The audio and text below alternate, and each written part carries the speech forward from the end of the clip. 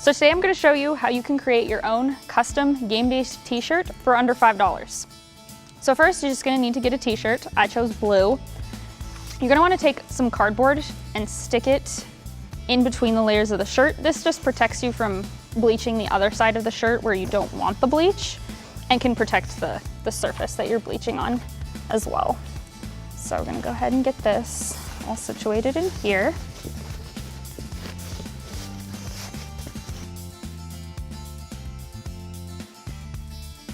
Okay, you want to lay the t-shirt out flat.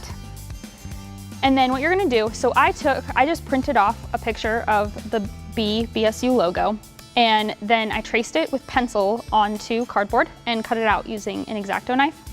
So what I'm going to do is I'm going to lay this down on the shirt.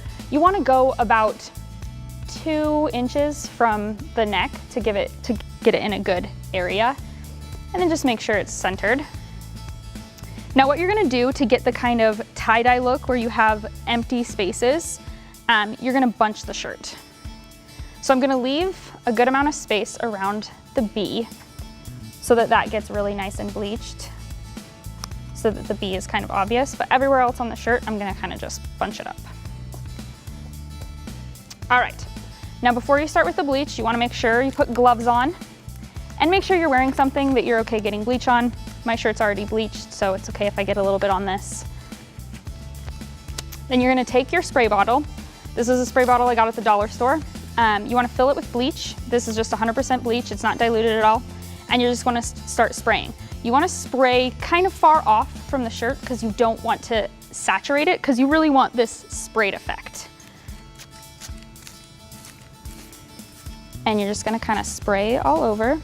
I spray pretty lightly at the edges of the shirt, and then a little more intensely closer to the actual logo, so that we do really get a good solid bleach around the logo.